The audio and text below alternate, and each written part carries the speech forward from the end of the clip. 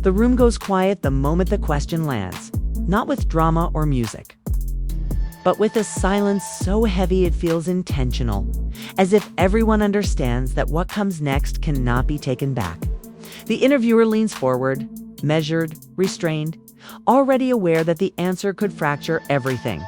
She asks whether Tamar is aware of what really happened to her, and Tamar does not rush to fill the space. She lets the pause stretch long enough to feel uncomfortable, long enough to feel meaningful. When she finally speaks, her words are careful, almost distant. She says she is not aware. She explains that she signed up for something bigger than herself. She mentions being treated badly by people, but she never reaches the center of the question. The silence around her response becomes louder than the answer itself. Online, that pause does not feel accidental. It feels deliberate. Not because of what she says, but because of what she avoids saying. She adds more words, but they sound contained, rehearsed, safe. She remembers attending a friend's birthday gathering. She remembers the setting, the intention, the routine of the night. And within minutes of that clip circulating, the internet shifts. Viewers stop reacting emotionally and start replaying the footage frame by frame.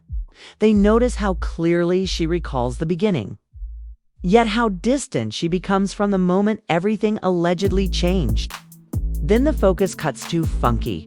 His body language shifts before his words do. The relaxed posture disappears. His face tightens. What once felt like commentary suddenly feels like pressure. He says he never wanted what transpired between them to happen. He says he wishes he could rewind time. For a moment, it seems controlled, maybe even protective. Then the restraint breaks. His voice sharpens. He calls her a liar directly, without hesitation. That is the moment the internet leans in. Two versions of the same night now exist side by side. One wrapped in softness and selective memory. The other built from frustration, sequence, and detail.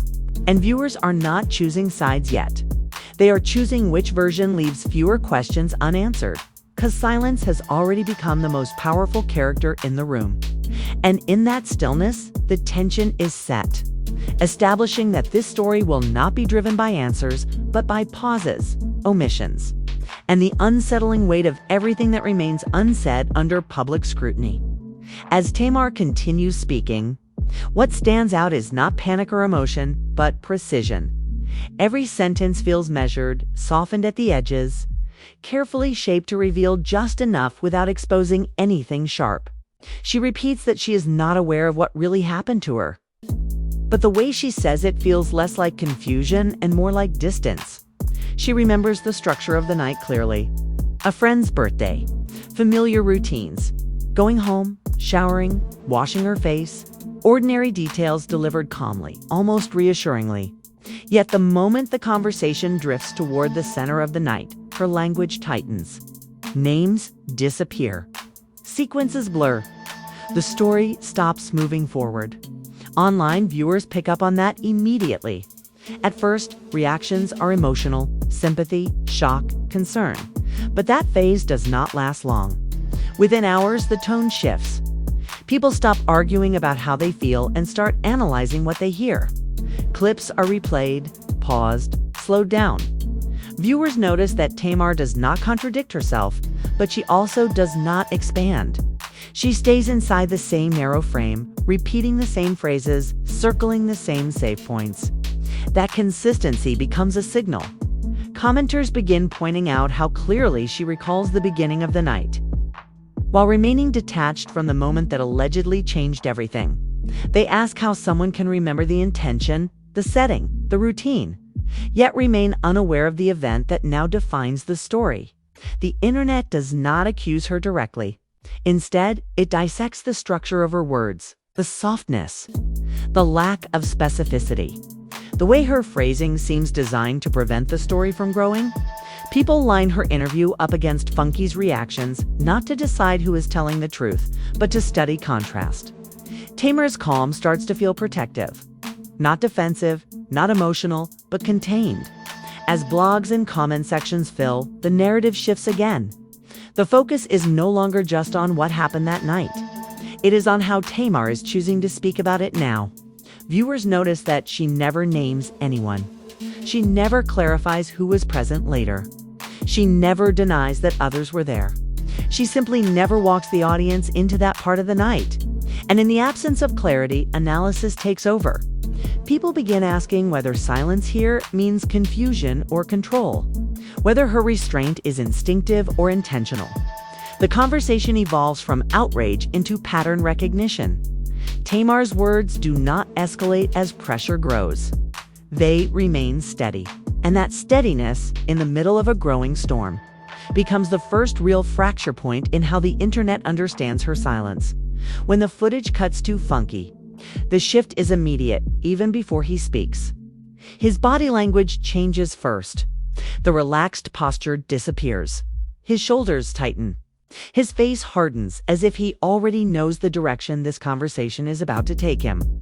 At the start, his voice stays controlled, measured, almost careful.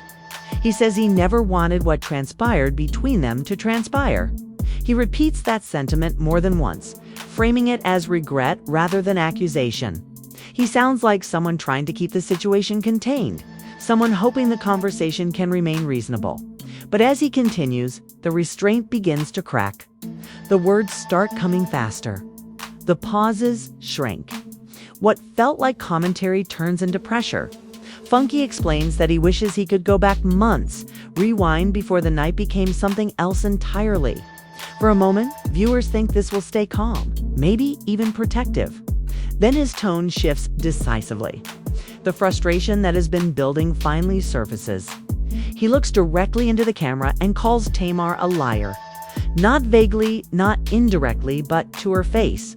There's no cushioning language, no hesitation. That single moment changes everything. Online, it lands like a fault line. This is no longer one person recounting confusion and another reacting quietly. It is now two competing versions of the same night, standing side by side in public. Funky's words are sharp, rooted in detail and sequence, driven by anger that sounds less explosive and more exhausted. He does not sound surprised by the situation. He sounds cornered by it. Viewers pick up on that distinction quickly. His frustration does not feel performative. It feels like something that has been sitting unresolved for a long time. As clips circulate, people rewind his response the same way they did Tamar's interview. They watch how his expression changes, how his patience thins, how his language shifts from regret to confrontation. The internet does not immediately decide who is right. Instead, it acknowledges something more important. Two narratives now exist. One is wrapped in careful phrasing and selective memory. The other is built from emotion, sequence, and specificity. Funky's response does not clarify what happened that night, but it reframes the conflict entirely. It signals that this story is no longer about confusion alone. It is about contradiction. And once that line is crossed, the silence that once felt protective begins to feel contested, setting the stage for a deeper breakdown of timelines, motives, and the cost of finally speaking out. Once Funky stops reacting and starts explaining, the story changes shape. Emotion takes a backseat to sequence, and he begins laying out the nights step by step, not dramatically, but deliberately. He starts with something simple: food, hunger, late hours, places closing, people calling each other, trying to figure out where to eat. It sounds like an ordinary night, the kind that moves casually through the city without intention until it suddenly does. Funky says the plan was to meet at Ruth's Chris. He met Tamar there. Zoe was present. Then something happened that immediately stands out to viewers. Mendeecees walked in. Not unexpectedly once, but as Funky points out, for the third time they had been out together. He does not raise his voice when he says it. He does not accuse, he just marks the number. Third time. Online, that detail sticks. Commenters do not latch onto emotion. They latch onto repetition. Patterns do not need explanation to be noticed. From there, the night keeps moving. Conversations continue. Plans shift. Locations change. The group leaves Ruth's Chris. Cars are rearranged. Rides are coordinated. sauce in Buckhead. V12, each transition adds another layer to Funky's frustration. Not because of where they went, but because of how the night was later framed. His account moves forward in order, one location at a time, one decision after another. That structure matters.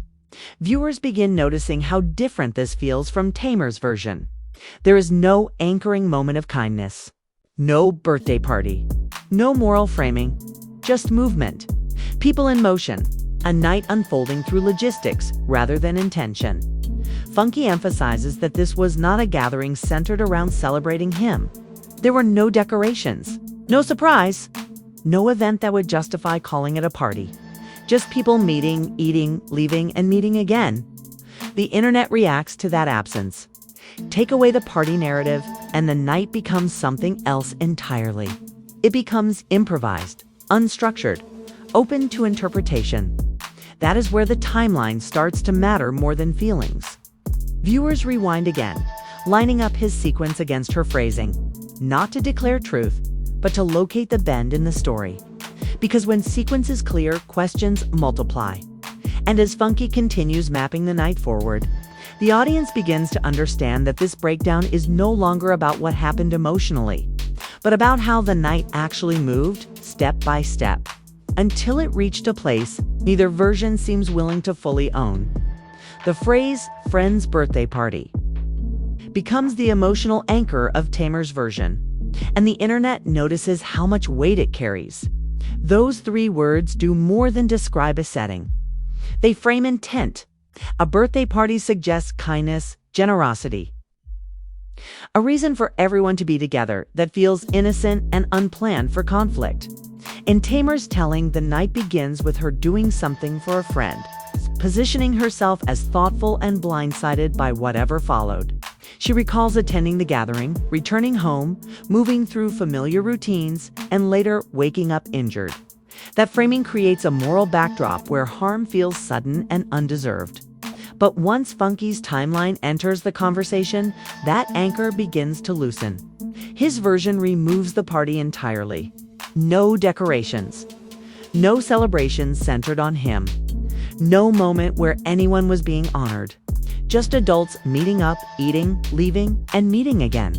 When viewers strip away the birthday label, the night looks different. It no longer carries built-in innocence. It becomes a series of choices made in real time. The internet starts circling that difference. Not aggressively, but methodically. Commenters point out that calling it a birthday party explains why people were together in the first place. It justifies unexpected details. It softens accountability. Without it, the story loses its moral cushion. Funky pushes back directly on the narrative, questioning why Tamar keeps framing the night as something she did for him. He says she did not throw him a party. He challenges the idea that the evening was centered around celebration at all. That challenge becomes a fracture point online.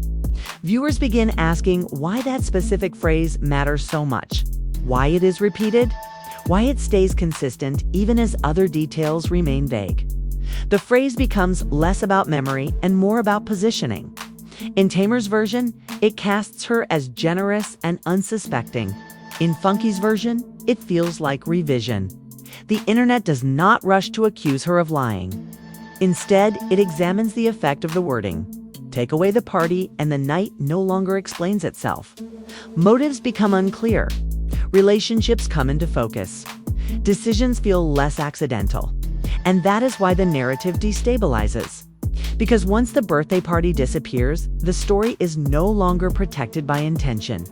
It is exposed to sequence, context, and consequence. Viewers realize that this is not just a disagreement over facts. It is a battle over framing, and whichever version holds, the meaning of the night shifts entirely, leaving the audience to question whether the anchor was ever about memory at all, or about control over how the story would be understood from the start. As Funky continues explaining his side, the focus shifts away from the locations and toward something more subtle but more telling: discomfort. He makes it clear that his unease did not begin at the end of the night. It had been building. He describes moments that stuck with him, not because they were explosive, but because they felt off. Tamar and Mendeecees sitting close. Public interactions that crossed from casual into uncomfortable. Encounters at music video shoots. Running into the same dynamic again and again at restaurants. He does not frame it as jealousy or ownership. His tone stays observational, almost uneasy. Like someone watching a pattern form without fully understanding what it means yet. That is what the internet locks onto. Not accusation, but repetition. Funky emphasizes that this was not the first time he noticed it. It was the third time they had been out together when Mendeecees appeared again. Third time becomes more than a number. It becomes a signal. Patterns do not need intention to exist. They only need repetition. Online, viewers begin reframing earlier details through that lens. The night stops feeling random and starts feeling familiar. Then Funky reaches the moment that ultimately defines his role in the story. He explains what happened when they were dropped off. He says he saw Tamar and Mendeecees kissing in the back of the car. He pauses there, letting that detail sit. Not for shock, but for clarity. According to him, that moment answered a question without words. He assumed they wanted privacy. And because of that assumption, he made a decision. He did not go upstairs. He did not follow them in. He got in his car and went home. That choice becomes one of the most debated elements online. Not because it proves anything, but because it explains absence. Funky is clear that his decision was not driven by anger or confusion. It was practical. It was about boundaries. He removed himself from a situation that no longer felt appropriate for him to be part of. That explanation travels fast across social media. Commenters replay it repeatedly, not to judge, but to understand. Upstairs versus leaving. Staying versus opting out. Presence versus absence. That single choice reshapes how everything after the night is interpreted. Funky positions himself as someone who exited the sequence before whatever happened later occurred. He says plainly that if anyone knows what happened after that point, it would be the people who went upstairs with her. He does not accuse directly. He redirects attention, and in doing so, the internet's focus begins to shift. The story is no longer just about what happened. It is about why someone felt the need to walk away before it did. It's about why someone felt the need to walk away before it did. Once Funky explains why he left, the internet conversation changes direction almost overnight. The initial blame-driven reactions begin to fade, replaced by a deeper focus on motive and responsibility. Viewers stop asking why he did not stay and start asking why the situation reached a point where leaving felt necessary at all. His absence becomes more than a gap in the story. It becomes a dividing line. Online discussions begin dissecting that moment, not to accuse him, but to understand what it represents. Staying versus leaving. Going upstairs versus going home. Being present versus choosing distance. Funky's explanation that he assumed Tamar and Mendeecees wanted privacy reframes departure as a boundary rather than neglect. That distinction matters. Commenters point out that absence does not automatically equal guilt, and presence does not automatically equal protection. The focus shifts again, this time toward Tamar's silence. Her interview is replayed with new ears. The same words now feel different. When she says she does not know what happened to her, some viewers stop hearing confusion and start hearing separation. Narrative distance. As if she is standing just far enough away from the center of the story to avoid stepping into it fully. People notice that she never addresses why Funky left. She never explains who stayed. She never clarifies what happened after the moment he removed himself. She simply lets that space exist. And that space grows louder online. Comment sections fill with questions that do not accuse but linger. What does her silence protect herself? Someone else? The version of events already released. Others argue that silence can be survival, not strategy. That speaking freely can cause damage far beyond the person talking. The internet splits, but not into teams. Into interpretations. Meanwhile, Funky pushes back against the narrative forming around his absence.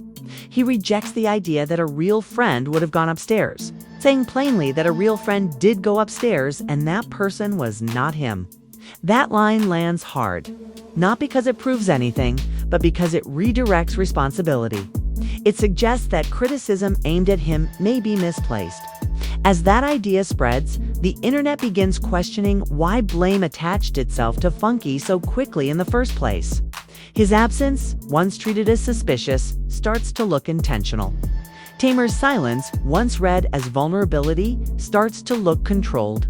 And in that reframing, the story shifts again. It is no longer about filling in the blanks of the night. It is about understanding what silence does to a narrative when it is allowed to stand unanswered.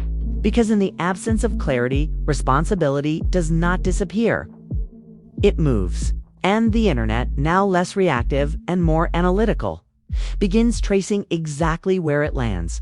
As Funky's timeline circulates, attention shifts to something Tamar said long before this interview ever aired. Her earlier public statement about waking up in a pool of blood and almost dying resurfaces. And once it does, the conversation escalates. That language hit the internet hard when it first appeared. It triggered fear, urgency, and speculation almost instantly. People reacted emotionally because the framing demanded it. But now, with multiple versions of the night in circulation, viewers begin listening to that claim differently. Funky directly references it, not to minimize the severity, but to explain why everything spiraled afterward. According to him, once those words went public, the situation moved beyond private confusion and into full public crisis. The internet does what it always does. It compares statements. People replay interviews. They line up timelines. And that is where inconsistencies become the focal point. Tamar has said that someone suggested calling an ambulance and that she refused. That detail stops viewers cold. Not because it proves anything, but because it raises questions that do not go away easily. If the situation was as life-threatening as initially described, why reject medical help? If it was not, why frame it that way publicly? The internet does not accuse. It circles. Again and again. Funky's frustration sharpens here. He explains that his anger was never about disagreement. It was about consequence. He says that once that version of events hit social media, people were pulled into speculation without warning. Blogs ran with it, comment sections filled with assumptions. And suddenly, he was being positioned as someone who benefited from her kindness and then vanished. That framing, he argues, is what hurt the most. Because in his version, he left before anything happened. He went home. He removed himself. The escalation, in his view, did not come from the night itself. It came from how the aftermath was released to the public. Online, viewers begin recognizing that shift. The story stops being about injury alone and becomes about narrative impact. Words matter. Timing matters. How something is said matters as much as what is said. Tamar's calm, careful language now contrasts sharply with the intensity of her earlier description. That contrast fuels debate. Some see it as trauma, others see it as control. And that tension pulls the internet deeper into analysis mode. The focus is no longer just on events. It is on framing, escalation, and the moment a private situation became a public one with consequences. No one involved could fully manage as the debate intensifies. The contrast between Tamar and Funky becomes impossible to ignore. Not just in what they say, but in how they choose to carry themselves under pressure. Tamar's language never escalates. It does not adapt to new information. It does not respond directly to Funky's timeline. Instead, it remains steady, restrained, and carefully contained. Viewers begin describing it as calculated silence, not in a malicious sense, but in a deliberate one. Her words do not wander into danger. She avoids names, avoids sequences, avoids clarifying who was present later in the night. That restraint starts to feel like leverage. Silence, in this context, becomes a way to control the size of the story. The less she says, the fewer doors open. Meanwhile, Funky takes the opposite position. He openly acknowledges the label he knows is coming. He says people will call him messy. He accepts it without defensiveness.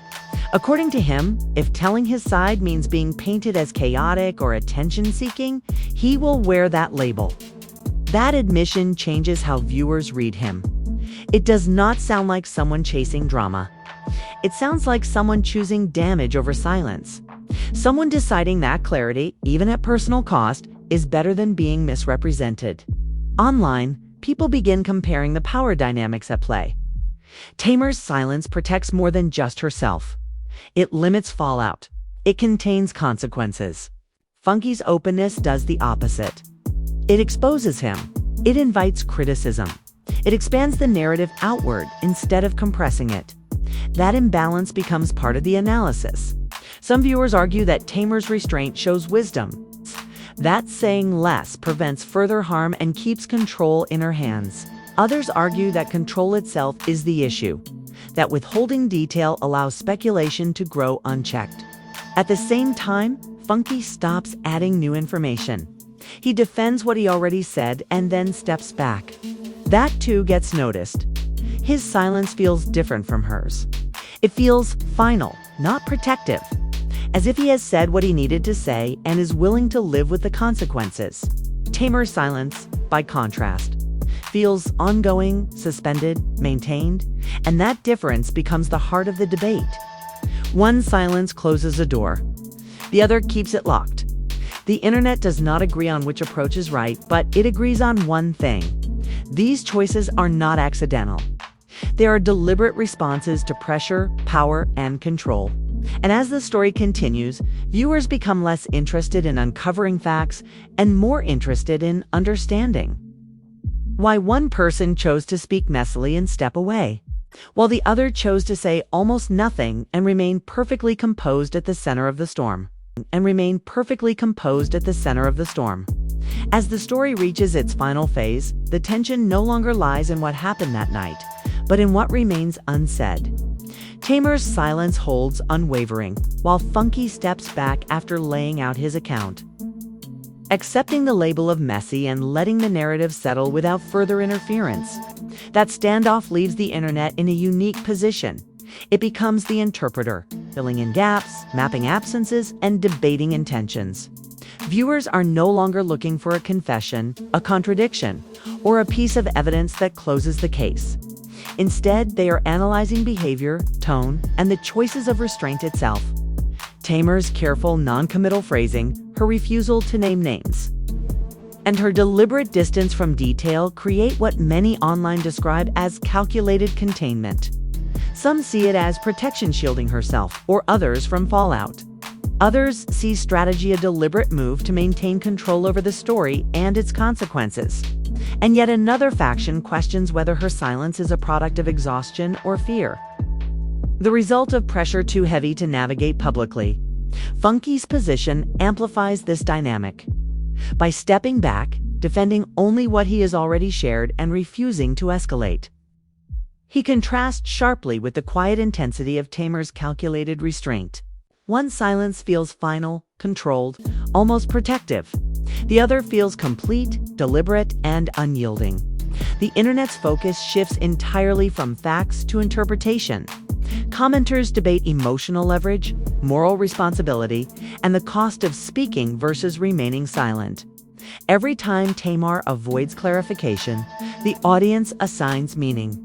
Every time Funky ends his contribution, the space he leaves grows louder, sparking further analysis. In this unresolved equilibrium, the night itself fades from central importance. What dominates is the tension between silence and disclosure, between what is told and what is withheld. Viewers begin asking the deeper question: if silence is deliberate, what does it protect? What does it signal? And at what cost? And in that question lies the true power of the story. It no longer belongs solely to the people who lived it. It belongs to the audience watching, interpreting, and debating. The final weight rests not on events or evidence, but on the quiet endurance of restraint. Silence becomes the statement, and the internet becomes its interpreter, leaving everyone to wonder, was this silence a shield, a strategy, or simply the unavoidable consequence of a night that defies closure? That unresolved tension now opens the space for discussion, for speculation, and for engagement, inviting viewers to reflect, comment, and take their own position in the unfolding narrative.